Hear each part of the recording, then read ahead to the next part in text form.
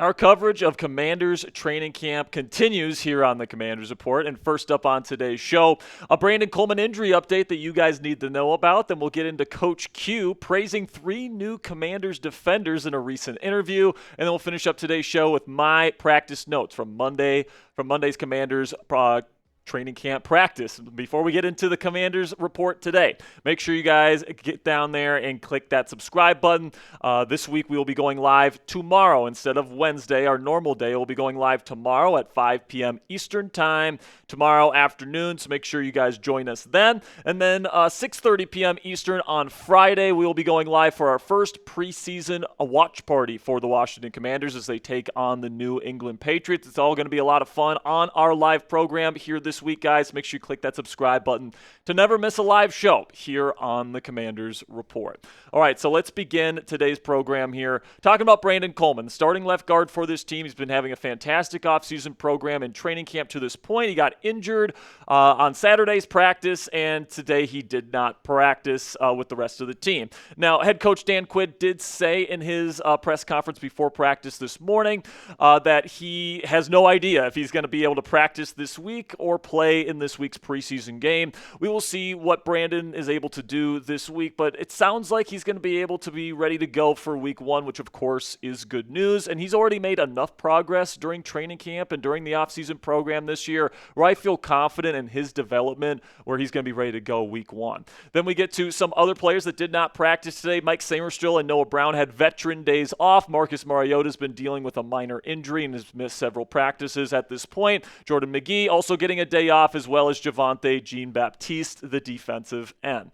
Then Coach Q gave praise to 3 new Commanders defensive players that they brought in NFL free agency this year in a recent interview with Bleacher Report, where he praised Javon Kinlaw, Dietrich Wise, and the new safety to go alongside with Quan Martin in the secondary, Will Harris. And he talked about Javon Kinlaw and Dietrich Wise, how they're super solid players up front. They're providing a lot of functional strength to the run defense here. But then he went into a little bit more detail when it came to Will Harris, the safety, and why he likes him in this defense. He said, "I like what I've seen from Will Harris. He's got versatility. Came into the league as a corner. We've got him at safety. He can guard over a slot, which that's another thing you don't see a lot of safeties. Can they get down and guard the slot? Will can do that." So listen, man, Coach Q and Coach Witt have a plan for every single player that they have brought into this defense in free agency and via the draft, and of course via trade as well. Over the last several years, they have really been cultivating their defensive vision with the 4-3 under front, and obviously they like Will Harris's ability to defend in the slot in their base formations as a true strong safety if need be. They like that versatility, and then of course they like Javon Kinlaw's functional strength, that get off, his arm length, all the things that got him drafted in the first round all those years back, and then Dietrich Wise's versatility to be a defensive end, but also have kind of the girth to be a interior defensive player as well.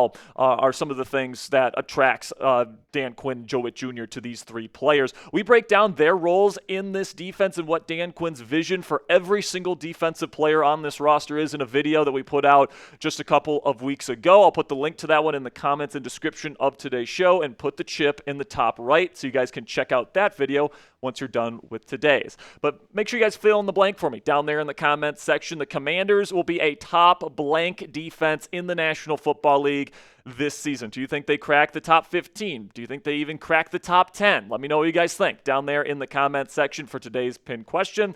In just a second here, I'm going to tell you about our sponsor today at Fanatics. And while I'm talking about Fanatics today, go down there in the comments section and answer today's pinned question.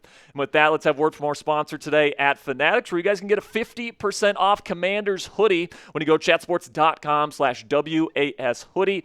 That link is down in the comments and description of today's show. And if you guys are looking for a stylish Commanders hoodie for an affordable price, I love the patches on the side there, on the sleeve, and then you've got the Commanders logo there on the chest. And I really like the burgundy color as well, guys. I think that'd be an awesome good luck sweatshirt to wear if you are the Washington Commanders fan and you are looking for something to wear as kind of your good luck charm for Commanders game days this year. So you can go to chatsports.com/WAS hoodie if you guys want to secure this hoodie for your collection today.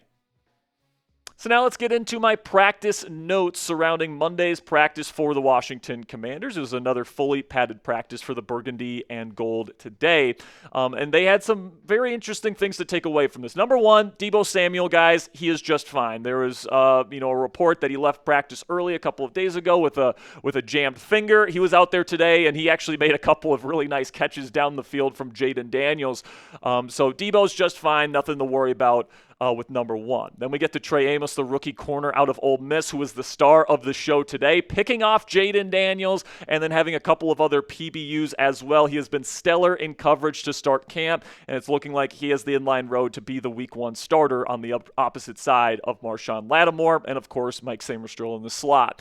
And then Bill Krosky-Merritt, Ja'Cory Krosky-Merritt, whatever you guys want to call him, he wants to go by Bill, but he has been absolutely fantastic in camp to this point, and he just keeps on pushing. He had another explosive run in team run period today. And as we've been detailing throughout training camp to this point, his jump cut ability, his long speed, and then really, his explosiveness has been on full display. So even though I do expect Brian Robinson Jr. and Austin Eckler to begin the season as the number one and number two running backs for this team, I'm super excited to see what Ja'Cory Krosky-Merritt's going to be able to do once we get to these preseason games starting this Friday. Another veteran that has been really playing well for this Commanders team in practices, and it continued today, was Chris Moore. He got some first-team reps today, had some nice receptions from Jaden Daniels. He's kind of a bigger receiver with good hands, so it was really good to see him get a couple more nice catches with the first-team offense today. He's been one of these guys that has benefited quite a bit from Terry McLaurin's absence in practice. Luke McCaffrey's another guy that has definitely benefited from that as well. And that's another takeaway that I have for you guys here, is that Luke McCaffrey, according to offensive coordinator Cliff Kingsbury, has been quote-unquote night and days compared to where he was last year at this point in time. You can tell Luke is more comfortable in this offense this year. Now, Trey Amos, I would say, probably got the better of Luke McCaffrey in today's practice.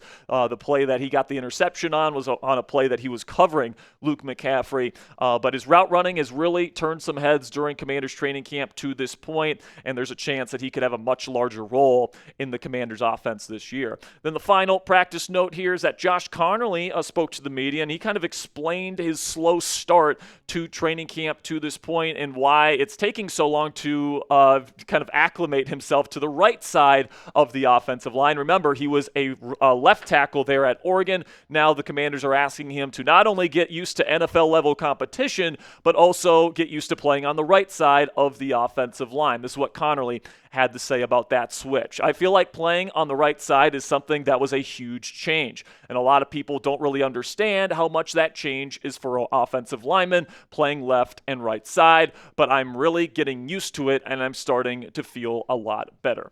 So listen, guys, this is going to be a big transition for Conerly. If you ask somebody to play essentially a different position than what they played in college, all right, and for those of you saying, it's not a different position, you're just flipping sides, the footwork is completely switched. So you got to get used to moving a certain way, playing right tackle versus left tackle. And there's a lot of different players that have talked about this switch being a difficult one for them. Now, some people take to it better than others. It seems like Conerly is taking a little bit longer than maybe some other guys. And, there's been early reports of slow feet and him not really being able to do the things that you would ask him to do as your starting right tackle. But I think he's allowed to go through some growing pains, guys. He's a rookie. He's making this big transition. I'm excited to see what he's going to be able to do in these preseason games and show off some of that development that he has had to this point in Commanders training camp. And hopefully we can see him as this team's starting right tackle when this team lines up against the New York Football Giants in Week 1 this year.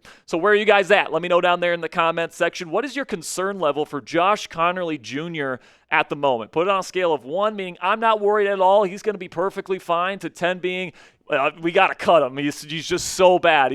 I'm absolutely panicking. Let me know what you guys think down there in the comments section. And that'll be it for today's edition of the Commanders Report by Chat Sports. Thank you guys so much for stopping by for today's program. We will see you guys tomorrow with yet another Commanders video for free on this channel. So don't forget to click that subscribe button. Until next time, guys, go raise some hell.